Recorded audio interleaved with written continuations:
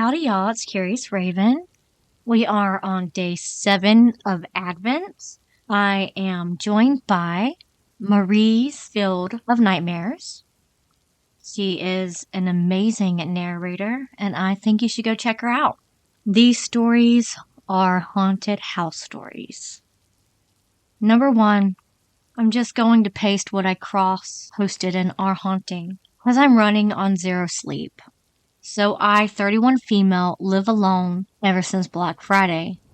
I haven't been able to sleep due to a presence that's constantly trying to get on me.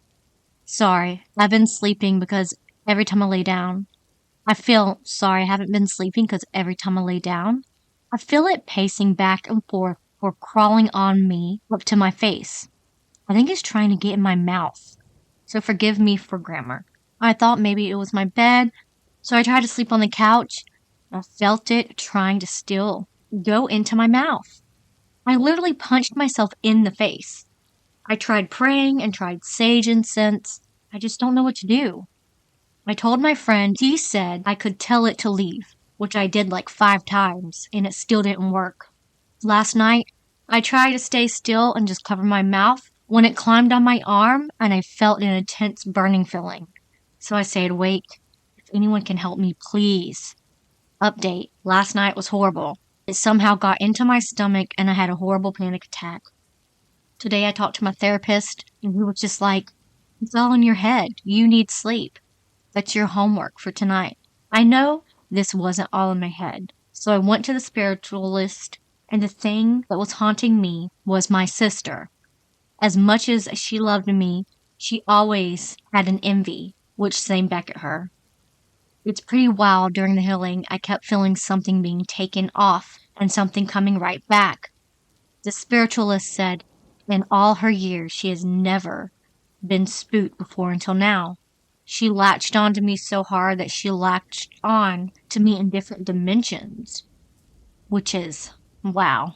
She was able to make her heal herself or face ultra death or something. She also was like, get rid of the cat. The cat she's talking about is Plushy, I sleep with. She hides there during the day. I guess that's why I kept linking my ghost entity thing as a cat. So I got some things to throw out and a house to clean and 72 hours of sleep I need to catch up on. Thank you all.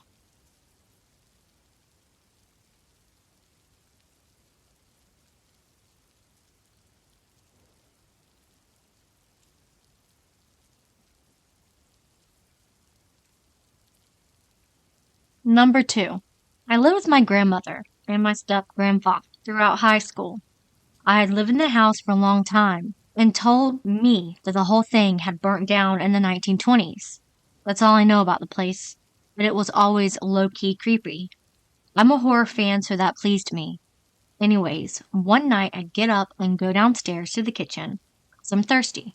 At the time, a dining room stood just off to the kitchen, and years later, Bill, my step-grandpa and carpenter, would knock down a far wall to connect it to the living room. At the time, there was a wall between them.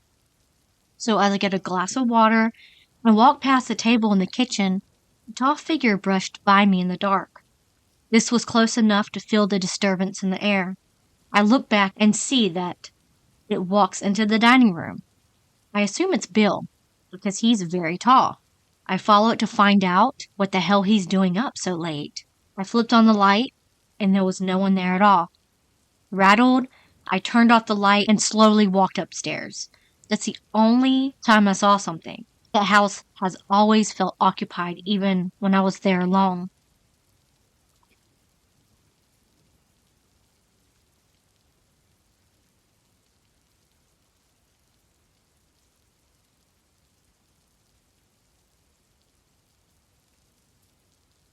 Number 3. This is a story from my dad, and not myself, but it's still fucking scary. So he was in college around the 80s, and he and some other students all stayed at a house rented out by someone. It was a large house, so this story takes place in 2 different rooms. One of the nights, through my dad slept in the garage. He was sleeping on the concrete garage floor with a sleeping bag. Not too long after going to bed, he felt something starting to crawl into his bed.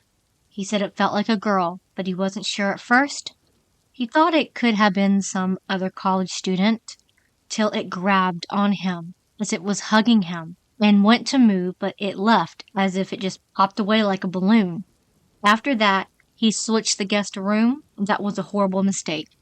That night when he was sleeping, he heard a young girl stop to ask for help. He got up only to see the floor beneath him hollowed out like a grave, but instead a more round shape that filled the entire room.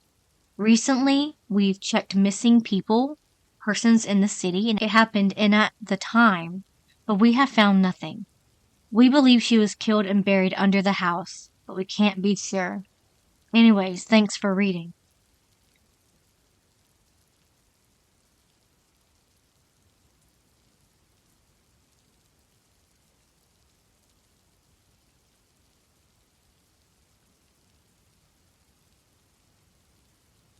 Number 4. Alright, I just moved into a new apartment and well, things are not quite how they are supposed to be. At least, that is what I think. So first things that happened after I moved was some weird sounds with no explanations. Just some random thuds, clicks, or something. No idea how to describe them in English as it is not my first language. Next, my things started to go missing. I looked for them all around the apartment and they just would appear out of nowhere to somewhere that I had checked at least twice before. Sometimes even random places. Third, I was in the bathroom and I had like a cabinet, no idea what to call it. Thing opened that was on the wall straight above my sink. One face mask bottle randomly flew straight to my chest from there. The spirit also keeps dropping my posters off the wall. I guess he doesn't like them. Leaves my paintings and drawings alone though. Now I haven't been able to sleep for 5 nights without waking up almost every hour. I'm definitely getting tired of this. Minutes ago, I just saw someone peek from the doorway to my room, towards my bed, where I was laying. It was just for a fraction of a second, though. The ghost thing now has also dropped the light shade of my bathroom lamp onto the floor while I was having a shower. The entity, whatever it might be, doesn't feel evil in any way. At least hasn't for now, like some other spirits I have encountered in the past. I am not scared of it and anything such, but I definitely appreciate some help with how to proceed. Do I just keep him as my roommate, or what on earth should I do? I live alone.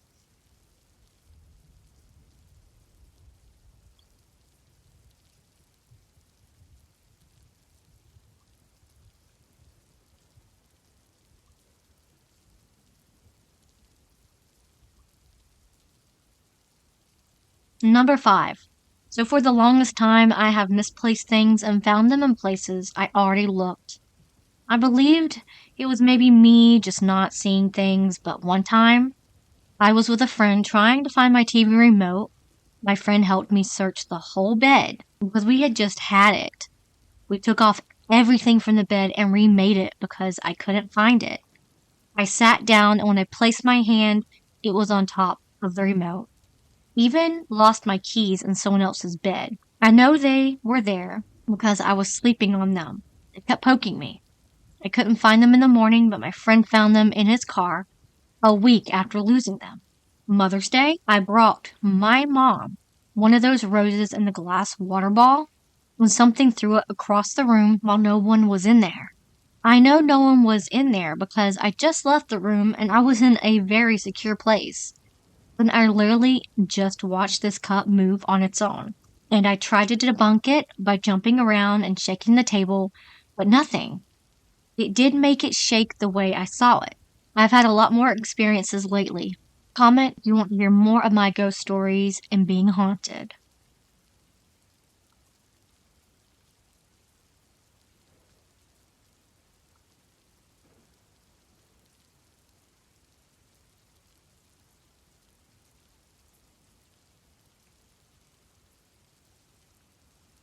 Number 6.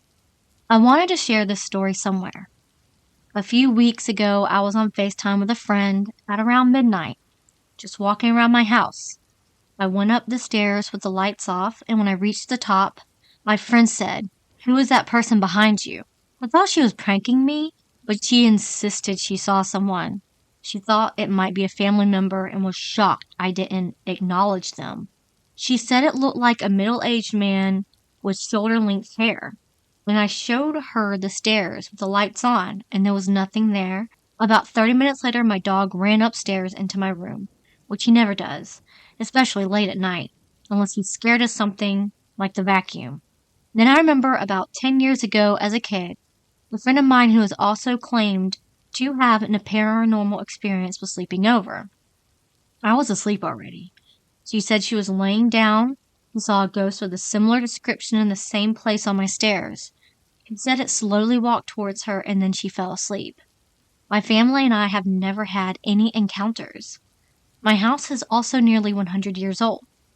I'm not sure if I believe in ghosts, but this has definitely creeped me out. I hesitate to get midnight snacks now for sure.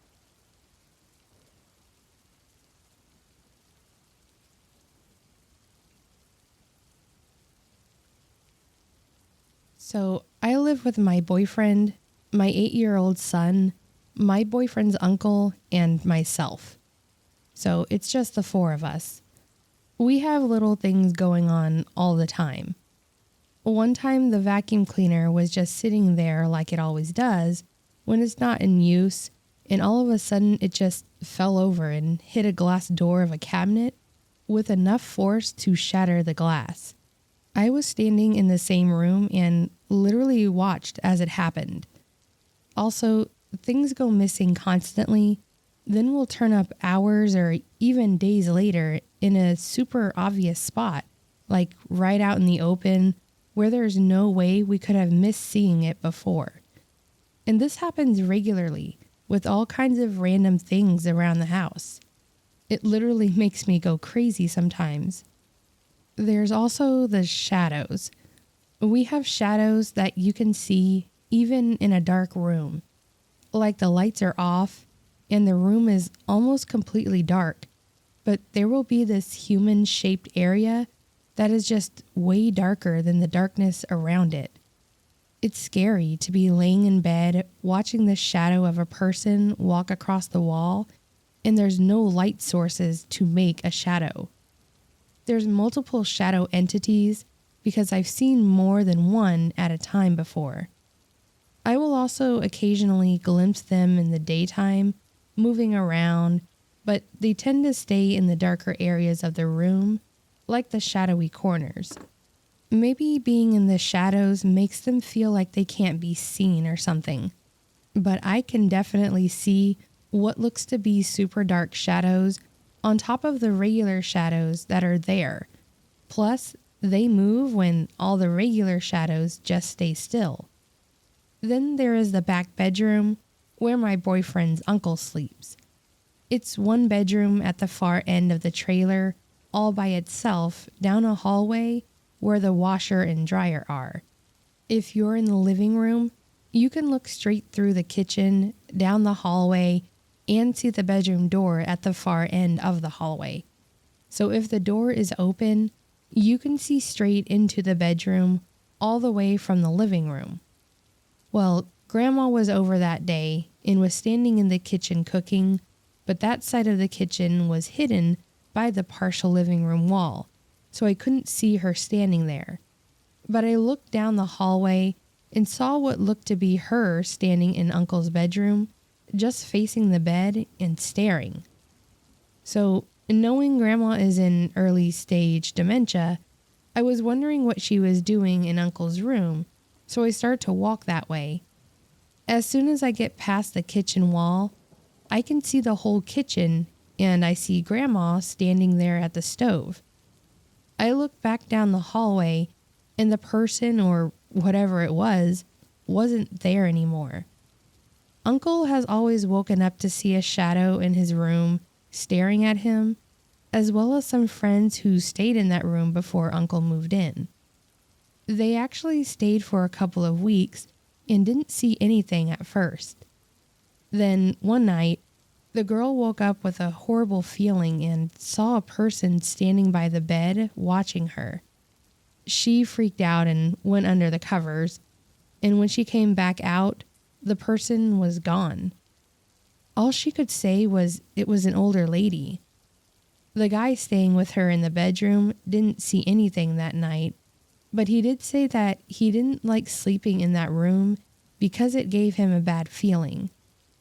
He did end up seeing something, but it scared him so bad he refused to talk about it. That's when he left. And the girl left a few days after he did, saying she didn't really like sleeping alone in that bedroom. Then a couple months later is when Uncle moved in. He has said he's seen some weird shadows, but that so far nothing bothered him. I've also slept in that room once and felt fine. So maybe it's only certain people? There's probably other things that happened around here that I'm missing, but I think this post is long enough already. So anyways, I'm pretty sure I share my home with not only living people, but at least one ghost and possible shadow entities.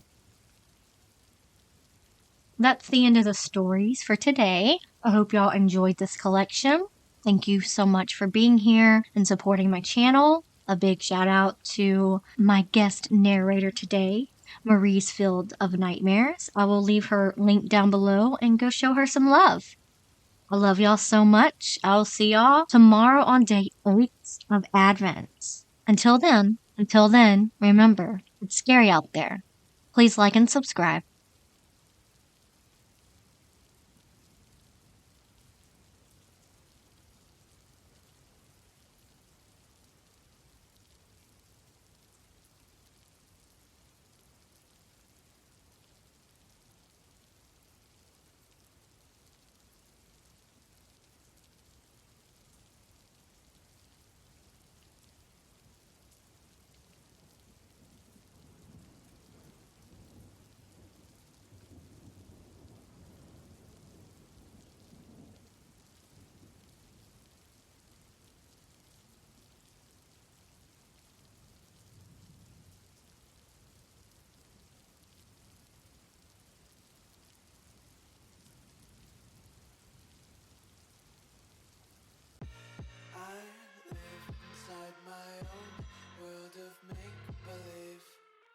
Kids screaming in the cradles, profanities.